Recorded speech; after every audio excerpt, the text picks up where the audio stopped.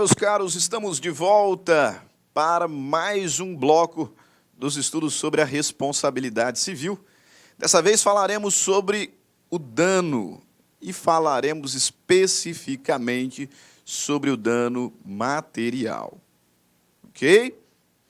Veja bem, no último bloco, nós iniciamos o estudo sobre os elementos essenciais da responsabilidade civil.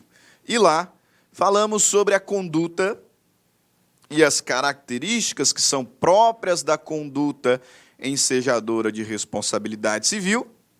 E no finalzinho começamos a trabalhar a questão do dano. Identificando primeiro, não existe responsabilidade civil sem dano.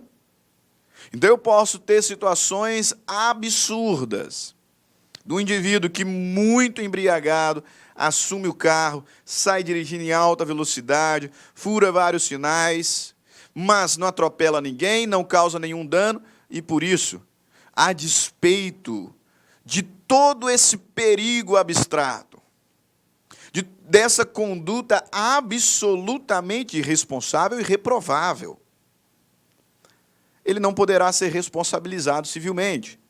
Por quê? Porque não causou dano. Porque não causou dano. Não há responsabilidade civil sem dano.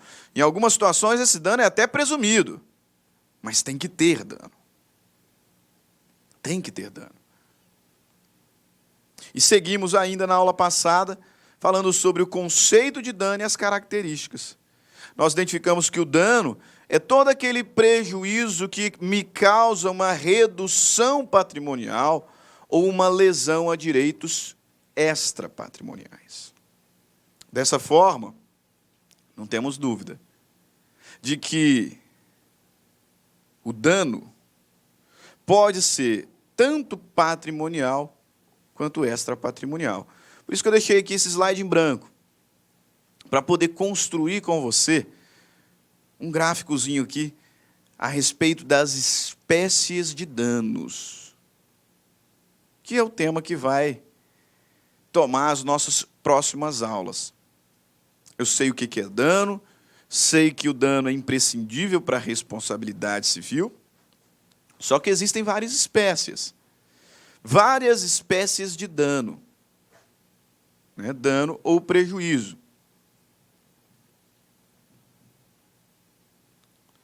Primeiro, quando digo que é reconhecido como dano tanto a redução patrimonial quanto a lesão a direitos da personalidade, primeiro ponto que a gente consegue identificar aqui é que esse prejuízo, que é elemento da responsabilidade civil, pode ser um prejuízo patrimonial,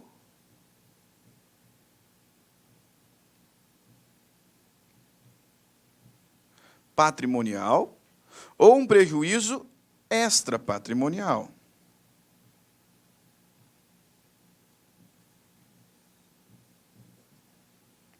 Extrapatrimonial.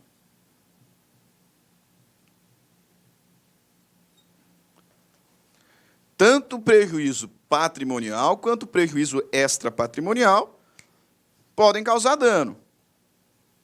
Me parece evidente. Prejuízo patrimonial vai configurar o que a gente chama de dano material. Dano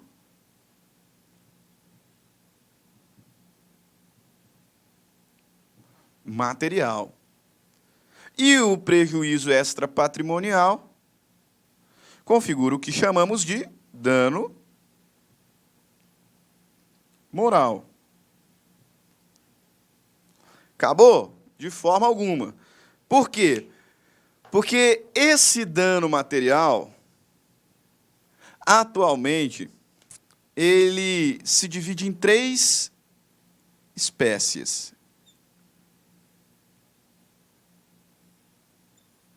Em três espécies. Quais? Dano material emergente,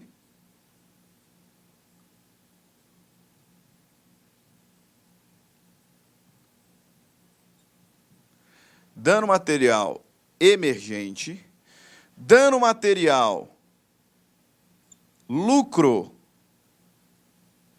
cessante,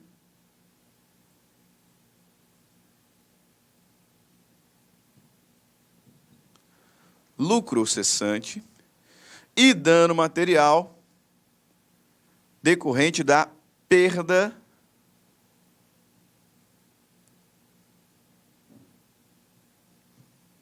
perda de uma chance.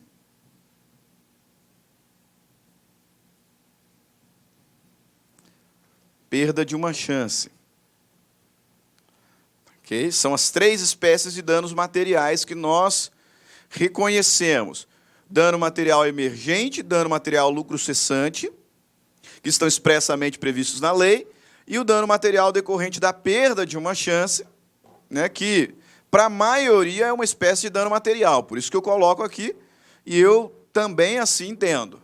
Né, mas a lei não me fala sobre a perda de uma chance.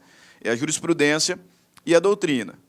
Né, majoritariamente tem sido entendido que a perda de uma chance é uma figura limítrofe, né, entre emergente e lucro cessante.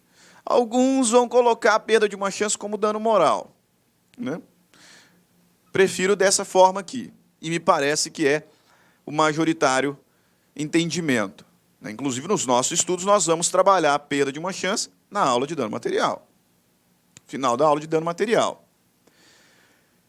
Mas o prejuízo pode ser extrapatrimonial, que nós chamamos de dano moral, né? E o dano moral, conforme veremos, ele decorre de uma lesão a direitos da personalidade. O que configura o dano moral é uma lesão a direitos da personalidade. E quando nós falamos em direitos da personalidade, nós identificamos ali 3 dimensões dos direitos da personalidade, ou 3 grupos. Quais são? Integridade física, integridade moral e integridade intelectual. Então, a ideia é de que, se a minha integridade física, moral ou intelectual for atingida, ocorreu um dano moral. E aí eu vou postular a devida indenização. Indenização por dano moral. Só que, há algum tempo, né, recente ainda, que as nossas cortes superiores têm organizado essas lesões extrapatrimoniais em 2 grupos. Então, esse dano moral, ele pode ser um dano moral, efetivamente. Um dano moral, por assim dizer, efetivamente. Por quê? Porque a minha integridade moral ou a minha integridade intelectual foram atingidos. O que a jurisprudência fez foi o quê? Isolar a ofensa à integridade física, dando autonomia, dando independência ao que convencionamos chamar de dano estético.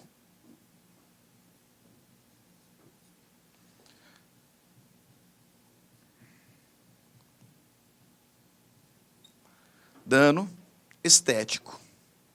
Então, o dano moral ele vai ser bifurcado em dano moral, efetivamente, porque a minha integridade moral ou a minha integridade intelectual foram atingidas, e em dano estético, reconhecido agora como figura autônoma. Professor, qual que é a importância de reconhecer o dano estético como figura autônoma? Principal relevância é porque nós vamos verificar, inclusive em matéria simulada, a possibilidade de cumulação de dano moral com dano moral. Cumulação de dano moral com dano estético. Observem, numa mesma demanda, né, o indivíduo ele pode postular a indenização por dano material emergente, cumulada com indenização por dano moral lucro cessante, cumulada com dano material por perda de uma chance. Então, ele pode postular dano material emergente, dano material lucro cessante, perda de uma chance. Cumulativamente, pode postular dano moral específico. E ainda, dano estético. Dano estético.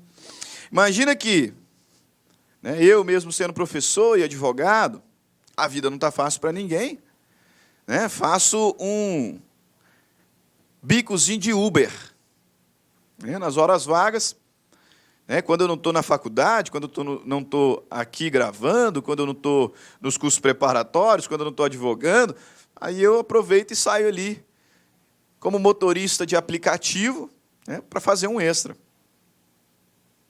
E acontece que, com muito estudo, passei na primeira fase de um concurso público para magistratura, passei na segunda fase, estou tinindo para a terceira fase, e assim, poxa, né, consegui ganhar uma estabilidade financeira. Estou muito próximo de realizar o meu sonho da magistratura estadual. E aí, no dia da prova oral da magistratura estadual, saio com o meu carro. E estou ali dirigindo para o local da prova. E vem você, em altíssima velocidade, embriagado, e bate no meu carro, e bate contra mim. Meu carro quase deu PT. E por conta disso eu vou postular indenização por dano emergente. E como ele quase deu PT, ele vai ficar muito tempo na oficina. Estando na oficina, eu não consigo dirigir ali como motorista de aplicativo. Por isso eu vou postular também lucro cessante. E como o acidente foi feio, fui para o hospital, né, até perdi a consciência, fiquei ali internado. Poxa, a prova passou, né? E ela não me será aplicada de novo. Por isso eu vou postular a perda de uma chance. Tudo isso me gerou um abatimento, né, profundo. E eu vou postular dano moral. Postular dano moral. O acidente foi feio, eu fiquei com cicatrizes. Vou ainda postular dano estético. Pode, professor? Pode.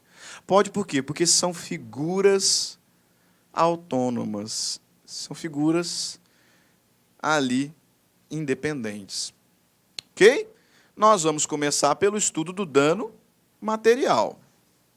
Nós vamos começar pelo estudo do dano material, passando por cada uma, né, dessas espécies. O que se entende por dano material? Dano material é aquele decorrente da lesão a bens ou direitos economicamente apreciáveis. Dano material é aquele decorrente, né, de lesão, de prejuízo a bens ou direitos economicamente apreciáveis. Mas antes de falarmos sobre as espécies e diferenciarmos tais espécies, é importante você saber que o dano material pode ser direto ou indireto. E aí, por favor, não confunda dano material direto ou indireto com responsabilidade direta ou indireta. Porque na aula passada, quando falávamos sobre conduta, eu disse que a responsabilidade pode ser direta quando decorrente de atos próprios, mas pode ser indireta naquelas situações de responsabilidade por atos de terceiro. Agora eu estou falando sobre dano material direto e dano material indireto. Qual a diferença entre eles, professor? O dano material direto é aquele decorrente de uma lesão diretamente causada a bens ou direitos economicamente apreciáveis. Você bateu no meu carro e me causou dano, e agora eu quero que você pague pela reparação. Dano material direto. O bem, o direito economicamente apreciável foi diretamente atingido. Mas esse dano material indireto, professor, é aquele que, na verdade, decorre de uma lesão a direito extrapatrimonial. Eu sofri uma lesão a direito extrapatrimonial. Só que essa lesão extrapatrimonial refletiu também economicamente. Refletiu também economicamente. É o caso, por exemplo, do modelo. Você atropelou um modelo. E esse atropelamento deixou marcas, deixou cicatrizes. Então você vai ter que reparar o dano estético, né? Só que em razão dessas cicatrizes, o modelo perdeu vários contratos, deixando assim de lucrar, sofrendo assim dano material indireto. Porque, na verdade, o bem jurídico que foi atingido é extrapatrimonial. E por isso ele vai até tentar o dano moral dele ali. Só que a lesão ao bem extrapatrimonial reflexamente causou prejuízo patrimonial. Entendeu? Dano material direto, aquele que decorre de uma lesão direta ao bem economicamente apreciável. Dano material indireto. A lesão foi a um bem extrapatrimonial, mas refletiu patrimonialmente. Quais são as espécies de dano material? Nós vimos, temos 3. 2 delas estão na lei. Artigo 402 do Código Civil. Artigo 402 do Código Civil. Vejamos. Salvo as exceções expressamente previstas em lei, as perdas e danos devidas ao credor abrangem, além do que efetivamente perdeu,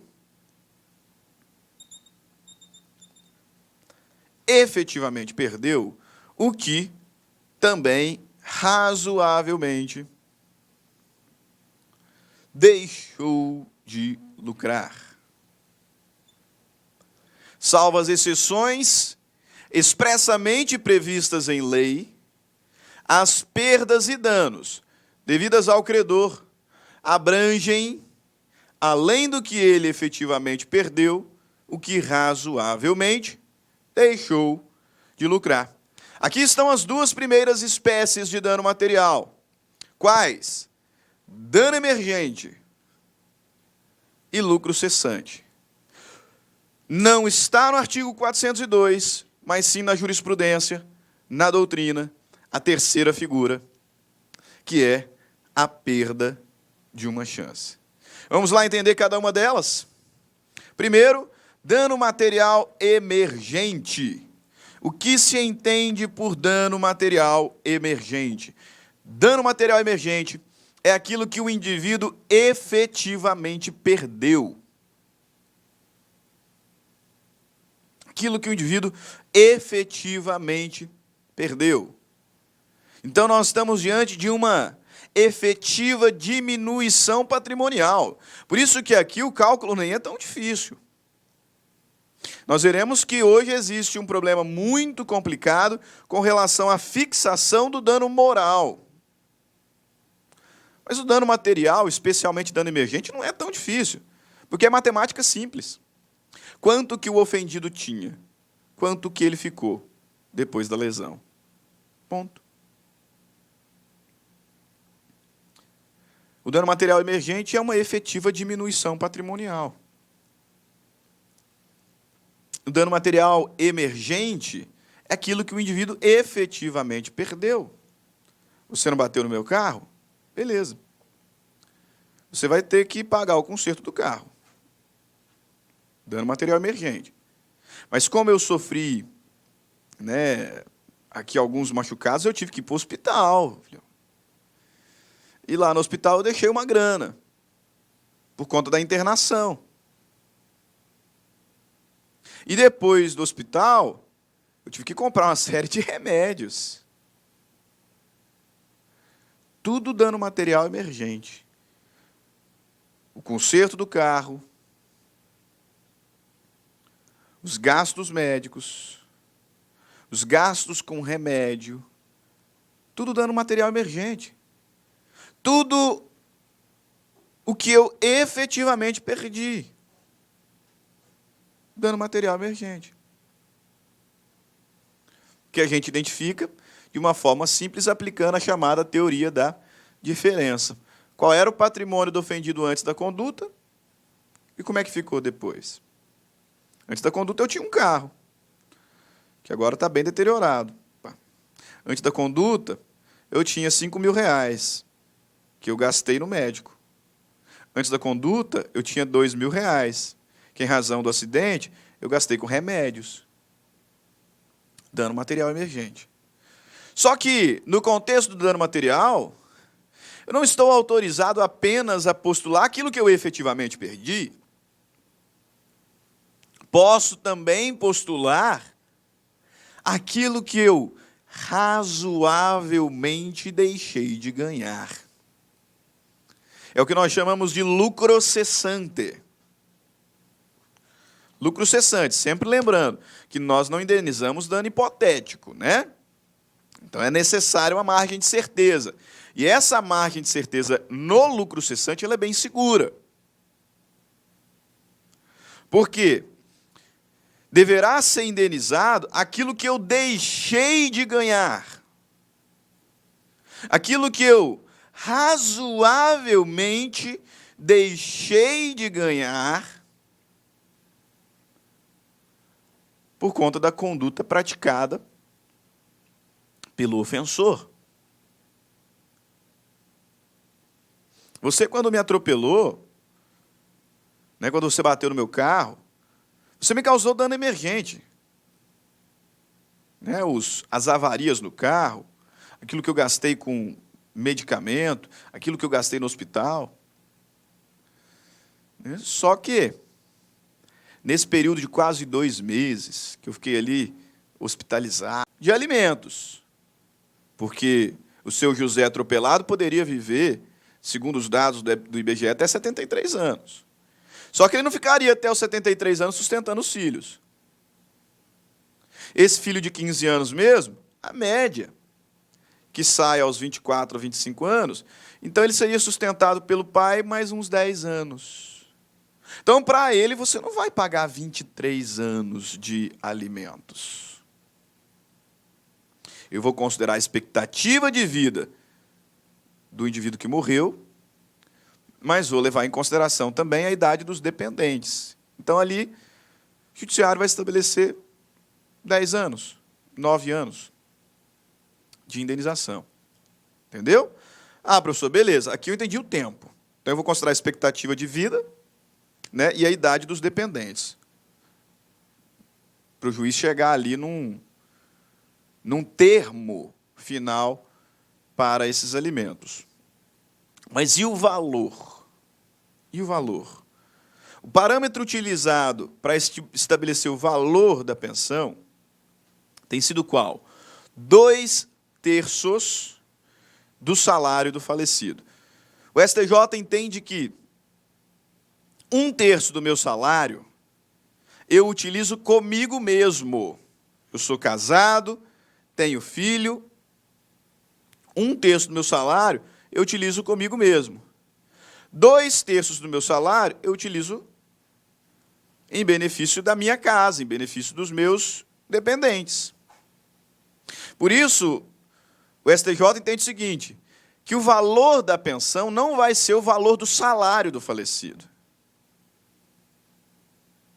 Deve girar em torno de 2/3 do salário do falecido. Deve girar em torno de 2/3 do salário do falecido. Por quê? Porque o entendimento é de que pelo menos 1/3 ele usava com ele mesmo. Belezinha? Ótimo. Professor, e se na verdade é o contrário? Foi o filho que morreu. Né? Recentemente, nós tivemos lá a tragédia na Gávea. Né? Daqueles vários jogadores da categoria de base do Flamengo que morreram num incêndio, né, que teve lá na Gávea. Eles não sustentavam os pais. Será que, se o menor morrer, os pais têm direito à indenização, têm direito à pensão? Indenização eles têm, dano material emergente me parece óbvio. Mas será que tem direito à indenização por lucro cessante? STJ e STF entendem que sim. Súmula 491 do STF. Veja lá, ó. É indenizável o acidente que causa morte de filho menor, ainda que não exerça trabalho remunerado. Tá? Então, ainda que o filho menor não exerça trabalho remunerado, é possível sim falar em pensão por morte. Se ele não exercia trabalho remunerado, obviamente ele não sustentava a casa. Mas ainda assim é possível falar em pensão alimentícia pela morte, decorrente do homicídio. Ainda assim. No caso lá da Gávea, ainda vai ser mais complicado, né? Porque aqueles menores já recebiam algum valor, né, que ajudava os pais, e tinha a expectativa, né, deles vingarem como jogador, né, tornarem-se profissionais, etc., que obviamente vai influenciar no quantum. Obviamente vai influenciar no quantum.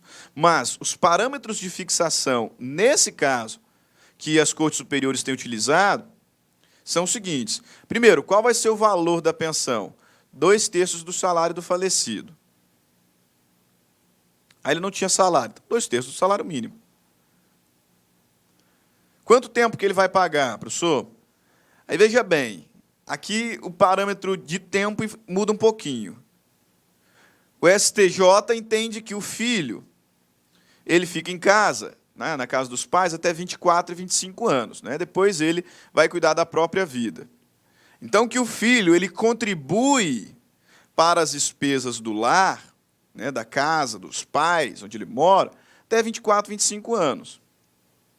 Dessa forma, o valor vai ser fixado, né, a criança, né, o menor que foi morto tinha 15 anos, tinha 16 anos, então paga até quando ele completaria 24 ou 25 anos, porque o STJ entende que a essa data ele sairia de casa, começaria a sustentar a sua própria família. Beleza. Inicialmente a gente pensava assim, mas como isso aqui é jurisprudência, algum tempo atrás, né, por meio do recurso especial 740.059, o STJ mudou um pouquinho o entendimento. Né? Olha só como é que a jurisprudência ela muda. Né? Aqui eu não tenho na lei. O STJ entendeu o seguinte, pera lá. O filho pode até ser que ele saia de casa aos 24, 25 anos. Sim. De fato, essa é a média. Só que muitos dos filhos, quando saem de casa, continuam, ainda que em valor menor, a contribuir com as despesas dos pais. Esse é um cenário real. Esse é um cenário real.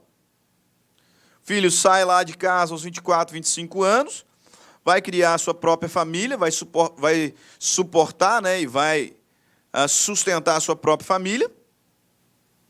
Mas ele continua ali contribuindo com os pais, pagando, né, talvez o plano de saúde, né, ajudando ali em valor menor, mas continua. Por isso, nesse julgado, o STJ entendeu que quando o filho completaria 24 ou 25 anos, essa data não deve determinar a extinção dos alimentos. Entenda o seguinte, o sujeito morreu, tinha 15 anos. Os pais têm direito à pensão? Tem. O tribunal reconhece. Fixou o quantum. A priori, esse valor seria pago até o dia que o morto completaria 24, 25 anos. Então, 10 anos, né? Beleza. Aí passou esses 10 anos, acaba. O STJ entende que não, porque muitos são aqueles que saem de casa e continuam contribuindo. O STJ entendeu que, nesse marco, a pensão não deveria ser extinta, mas sim reduzida. Reduzida a quanto, professor? 1/3. Foi o parâmetro que o julgador utilizou. 1/3. Então, fixou o quantum, paga 2/3 do salário do falecido até 24, 25 anos. E aí, quando completa esses 24, 25 anos, aí pode ser que extinga? Até pode. Mas o STJ já tem precedentes no sentido de que, ao invés de extinguir, reduz. Exatamente por conta dessa situação que é fática. Beleza? Ótimo. Última espécie de dano material. É a perda de uma chance. Dano material emergente, aquilo que efetivamente se perdeu. Lucro cessante, aquilo que razoavelmente deixou de lucrar. E a perda de uma chance, professor. Essa que não está na lei. Tá? Essa figura, ela é jurisprudencial, ela é doutrinária e jurisprudencial. Trata-se de uma doutrina que nós importamos do direito francês. Com qual objetivo? Com o objetivo de ressarcir o ofendido nas situações em que a conduta do ofensor lhe retira uma oportunidade séria e real de um possível ganho. Você percebe a relação direta da perda de uma chance com o lucro cessante? Nos dois cenários, eu deixei de ganhar algo em razão da conduta do ofensor. Só que o lucro cessante ele é mais concreto. É aquilo que eu razoavelmente deixei de lucrar. Então, eu consigo fazer contas. A perda de uma chance, eu dou uma relativizada nessa certeza. Porque aqui eu estou diante de um possível, não é um ganho real, não. É de um possível ganho que me foi retirado em razão da conduta do ofensor. Eu perdi uma chance. Uma chance de obter um lucro. Lembra lá do exemplo que eu dei no inicinho? Eu estava a caminho da realização da terceira fase de um concurso da magistratura. Tinha passado muito bem na primeira fase, tinha passado muito bem na segunda fase, estou há 4 anos estudando, cheguei na terceira fase, e aí eu estava a caminho dessa terceira fase da magistratura, e você bateu no meu carro. me causou dano emergente, os gastos com o carro, com o hospital, com medicamentos. Sim, me causou lucro cessante, porque eu disse, eu sou Uber, né? Então eu deixei de ganhar. E eu perdi uma chance séria e real de mudar de vida.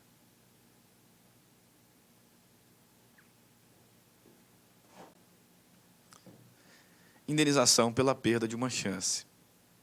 Nós vamos falar mais sobre a perda de uma chance no próximo bloco. Tá? É um tema importante, é um tema que a gente tem que ter atenção com a jurisprudência. Então, nós vamos continuar o próximo bloco falando sobre a perda de uma chance. Mas, desde já, eu posso aqui ressaltar, né, que essa é uma teoria doutrinária e jurisprudencial por hora, importada do direito francês, que está relacionada a situações em que a conduta do ofensor retirou da vítima um possível ganho. Só que é muito importante para você, desde já, e nós vamos falar mais no próximo horário. Não é qualquer chance que indeniza, né? Porque senão vira várzea. Eu estava na primeira fase, nunca tinha feito um concurso público. Ia fazer a prova da primeira fase de um concurso que tem 10 vagas e tem 50 mil pessoas fazendo. E porque você me atropelou, não cheguei no concurso. Perdi uma chance. Ah, para. Possibilidade de você ser aprovado era baixíssima. A chance que perdida é indenizável tem que ser uma chance séria e real. Séria e real. Essas são as duas características da chance que, perdida, em razão da conduta do ofensor, deve ser indenizada. Ok? Dano material emergente, dano material lucro cessante, perda de uma chance séria e real. Ok? Show de bola, pessoal.